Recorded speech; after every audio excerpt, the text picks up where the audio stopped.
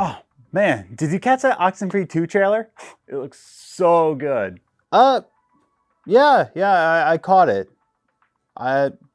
Looks cool. Yeah. Oh, you think it's going to use the same beats as the first game? I wonder if any characters are going to come back. It's going to be so cool. Yeah, I actually didn't get around to playing the first game. I don't know. It's in my backlog though. Dude, you got to get on it, man. It's one of my favorite games of all time. Yeah. Okay. What makes it any good though?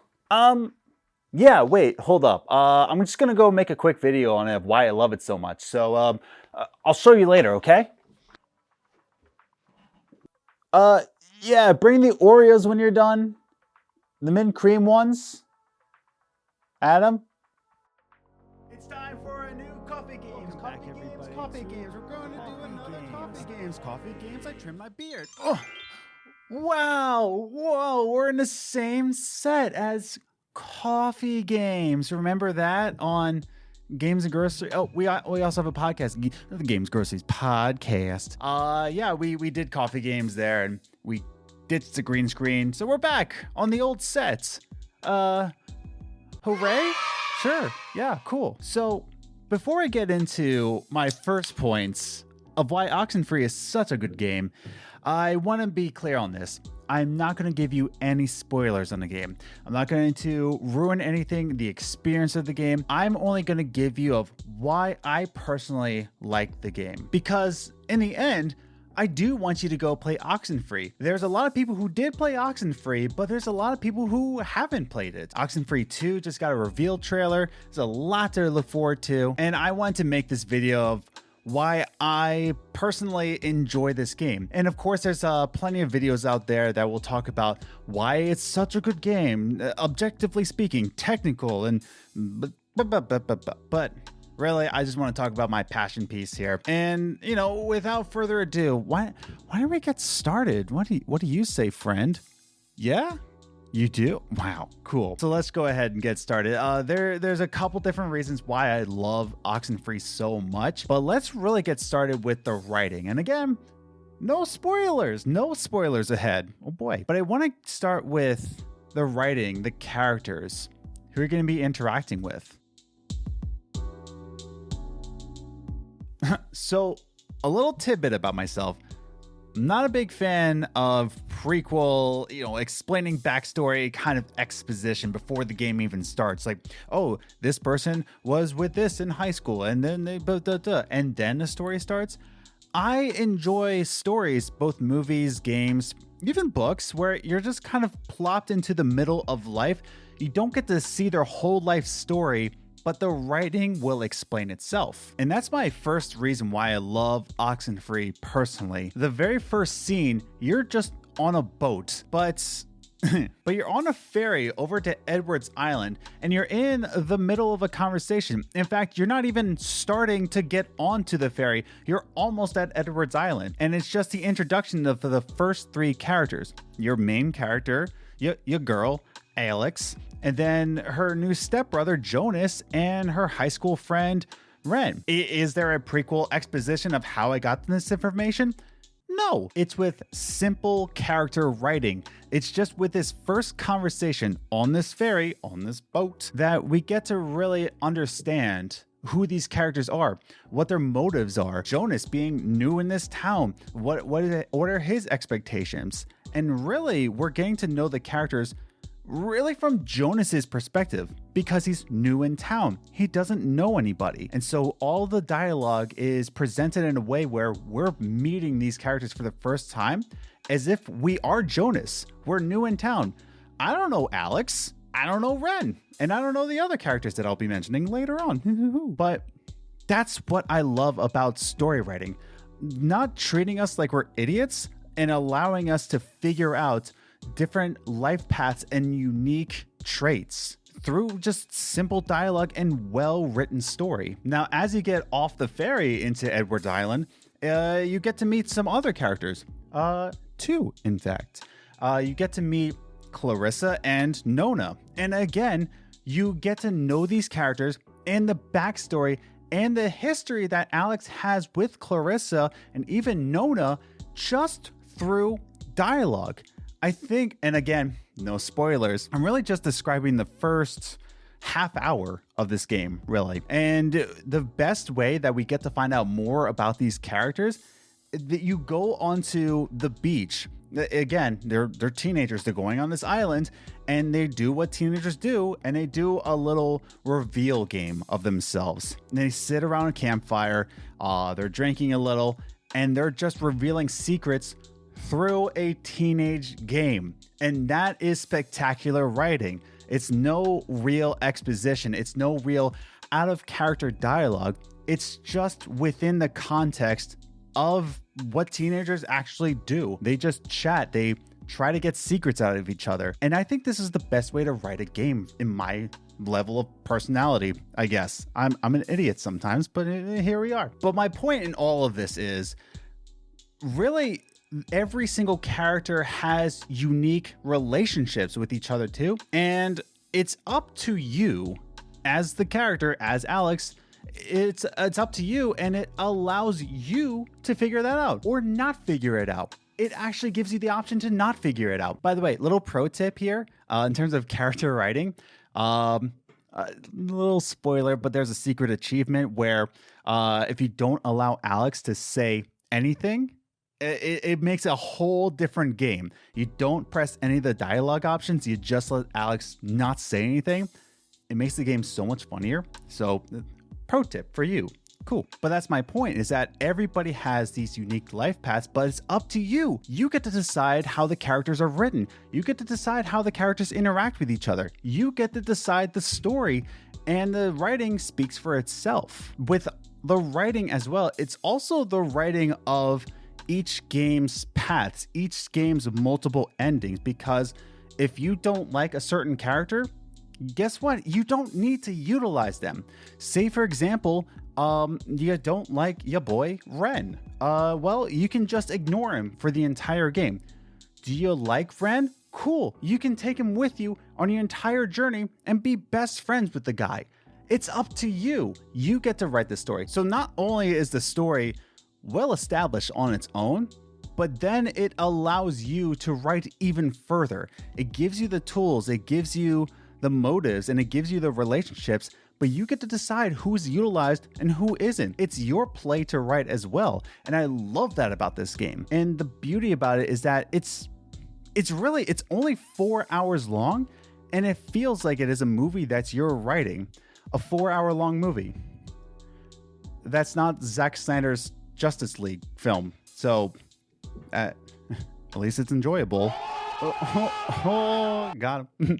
I don't know. Really, I do enjoy the writing of this game. I do enjoy that I get to decide what characters I want to, explain themselves. I get to decide that. And this isn't the first game or the only game to do it, but it's one of the factors why I love this game so much. Now, again, I'm struggling to do this part because I want to explain more of why the dialogue matters so much.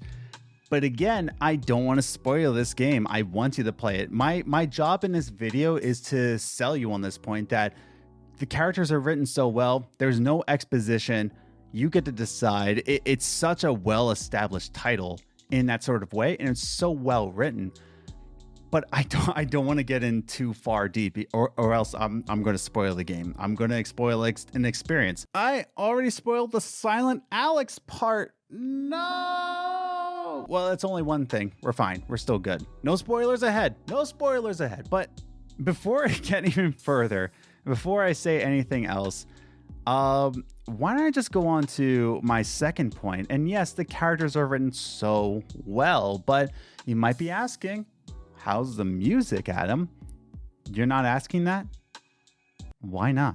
But I really want to explain why the music matters in this game, where I won't be spoiling it. So, okay, before I spoil it, let's go on. Let's go on to my next point. The music. So I said music, but really let's talk about the sound design altogether. The music and the sound design all goes into one in this category, and that's because of Andy Rorman's, or otherwise known as SCNTFC. Probably one of my favorite artists of all time. If SCNTFC is making music for a game, I'm playing it. I'm straight up playing it. I don't care if it's garbage. I don't care if it's a live service game. Your boy's playing it if SCNTFC is involved. But that's my point, is that SCNTFC, when he went into this game, and there's a little documentary part series that Skybound did, sure, but he explained a little bit more of his process behind why he wanted to do only analog, only like real actual items in this game. Okay, let me explain myself with that. What SCNTFC did, instead of using digital sounds to make spooky noises, he saw that this was a paranormal type of story. He saw that there's something weird going on in this town, and he also saw that radios are involved, like actual physical analog sorts of radios. And he didn't want to just get online plugins. He actually got physical items, learned how they operated, and operated the sound in that way. And that's why this game just feels so grounded, and it's so real and authentic in that way. Now, let me first start with the music that SCNTFC makes. SCNTFC, when he does music, it's very adaptive. And again, just like my first point, I'm not going to say that this is the first game or the only game to do this.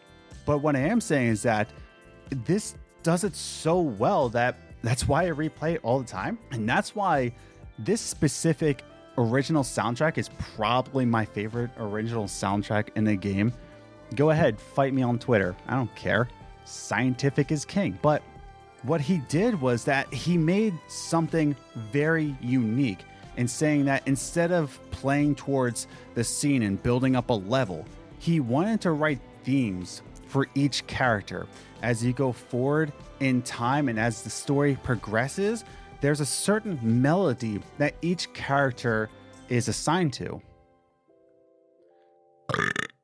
Burp gang. But each one has its own individual reminder in your head, so that when the music starts playing or that melody starts playing, you know what's happening. In your mind, it turns into what that character is feeling.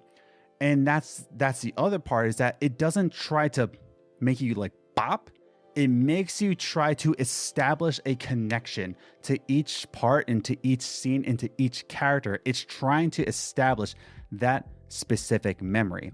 And that's all I ever think about. Whenever I listen to the Oxenfree soundtrack, I'm not listening it to the technical notes or why it works as a musical track. But every time I listen to it, I know the scene, I know the level, I know the dialogue, and I hear the choices I'm about to make. And that's what SCNTFC set out to do when making the original soundtrack to this game. He wanted you to connect with it through that certain song. If you want to spoil yourself a little bit, it's available on Spotify if you want to check it out there. But even talking about the sound design, he also did the sound design with this game. And what he did is, with the radios or any kind of frequency that's going on in the air, or any kind of paranormal activity that's going on, not spoiling it, but he actually went out of his way to buy really old radios, talking about World War II radios, figure out how they operated, and made the sound from that. He bought broken 8-track records. He bought these weird, unique radio toys and just messed with them, and he made an analog sound. And usually, and he even admits this, sometimes he'll even use digital plugins for games, meaning that you go online, you buy some samples, you put that into the game, maybe you tweak it a little bit and here and there. But he wanted to make this grounded, physical, analog sort of feel to the game, and you can really tell by it that it's recorded with an actual World War II radio. So any kind of sound that you hear is an actual sound. Okay, digital samples are also actual sounds, but do you get what I mean? Does this make sense? I hope it makes sense. But what I love about this music is the sound design feels real, grounded, and in your face, I guess. I don't know. But the music also just makes you connect to everything in this game. It makes you connect to the scenes. It makes you connect to the characters rather than trying to spark a little tearjerker or anything, or trying to make you bop or get ready for a boss level. Everything about this game is authentically designed and intentionally designed to make your experience that much better. And I think Scientific did a fantastic job in this, where it adapts to your play style. It adapts to everything that you make in this game. And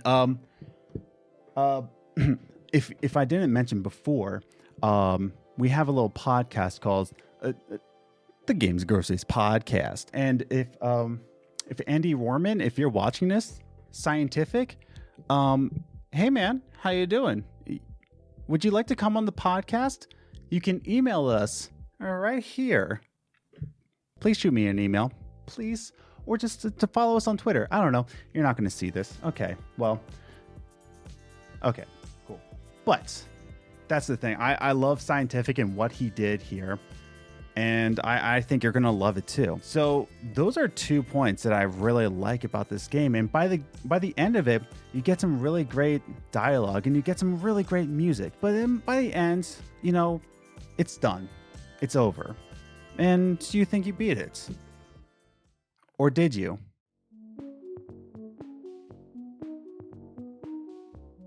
So I want to make it clear again, I'm not going to any spoilers here. I'm not going to be sharing the ending, but I will be sharing not even minor spoilers. I just want to share, like, after you've beaten the game, you think you've beaten it.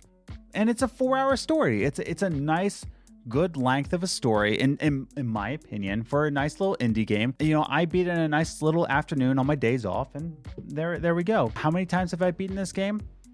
Let's not talk about that right now. But after you've beaten the game, you think it's over, but then you go into the main menu and there's a little something where it says continue timeline, and you think to yourself, what is that? And you click it and something special happens. The game starts over again, but in a different fashion. You see, a lot of people will beat the story and say all well and good, but then they go into it, and within the first ferry ride, once you click continue timeline, that first ferry ride, something's a little bit off. You start to see little glitches here and there in the game. Even Alex's dialogue is a little bit different. What this is almost a second game, or even more so, a continuation, something that adds on to the game. And again, I don't want to go into what goes into the continued timeline, but it does add to the story. And I don't even want to call it a new game plus, because what a new game plus kind of refers to is starting the game over, but you got all your weapons, your armor, all that, all your power-ups, and you're just playing the game again, but with everything unlocked. This is a little bit different, where the game plays out a little bit different, but the only thing that you have with you is not the weapons or the armor that you unlocked, but the knowledge that you have. And you go forward into this game again, and the game treats you differently in this way, but you have your same knowledge, and the dialogue changes, and the paranormal activity changes a bit, and your knowledge, your choices might change a little bit. See, in continued timeline, everything's different. Everything's in kind of a loop, but you're trying to figure out why. And what I love about this, and this chapter might be a little bit brief, only because I'm trying to avoid as many spoilers as I can, but I go into this, and this is me talking here. This is not the objective. This is the meaning behind it, blah, blah, blah, whatever. But when I click continue timeline, the question often presents itself by me asking myself, if I could relive a life event that I've experienced, would I change things? Would I do things differently? Would I talk to people differently? Would I make different choices? These are the types of things that you get to ask yourself as you do kind of a second playthrough of the game, but really you're playing another version of the same game that you're doing, but in a different context. And it really goes deep into that. And even more so, it's just so replayable in that way, where it's not replaying the same game, but then you have to go back after you click continue timeline and replay the whole game over again from the very beginning to the continued timeline, because you know what's going to happen after that and you want to make different choices from all of that. Could you relive life again and just talk to people differently, change relationships? That's all I'll say about that. But that's what I love about this game, is that it's so replayable, in my opinion, because it's only 4 hours long. There is a separate new game plus, if you want to call it, after it, that's also just 4 hours long. You could beat it in a day if you want to on one of your days off. It's on Switch, so take it with you on the train on your way to work. I don't know. It gives you a second chance in the game. It gives you a second chance to rebuild relationships, to change things in your life, and maybe to face the grief that you faced in the first playthrough. And again, that's the only thing I'll say, because I don't want to spoil it. I don't know. That's what I love about this game, is that it's just so well written, even after the game, post game. It's just that good, where I really connected to these characters and I wanted to be involved in their life and I wanted to hear everything that they had to say. And especially my favorite character, Nona. Nona is my favorite character in Oxenfree. One, because she has one of the best lines I've ever heard in my life, is that this night is banana bread. I love it so much. But I just kind of wanted to share what I love about this game and why you should pick it up. If it is in your backlog, you need to play it because it's only 4 hours long. If it's not in your backlog, it's only $10. And if you can't afford $10, it's on sale a lot. And the next game is coming out this year. They just dropped the trailer as I'm recording this. This is coming out, I don't know when it's coming out, but I think it's worth the playthrough and I think it's worth your time. So I want to leave it to you now. Write in the comments down below. Have you played Oxenfree? What did you think about it? What were your favorite parts about Oxenfree? Why is Scientific the greatest game musician of all time? Write it in the comments down below. Or if you're thinking about playing Oxenfree, write your thoughts in the comments down below. You want to have more reasons of why you should play Oxenfree? I will give you a million reasons why you should play Oxenfree. But write your thoughts in the comments down below. But I think that'll do it for this video. And I just want to remind everybody to subscribe to the channel so that you know when all of these videos come out. It's so fun here on Evalt. It's so good. But if you did enjoy this video, definitely leave a like and share it with a friend, your family, or even your enemies. You can share it to your enemies too. But until next time, stay safe. I don't know. Play Oxenfree. Play Oxenfree. Hey, play Oxenfree.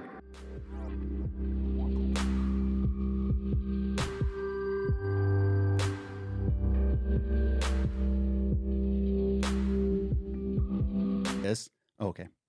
But my point in is this. But my point in saying that is this.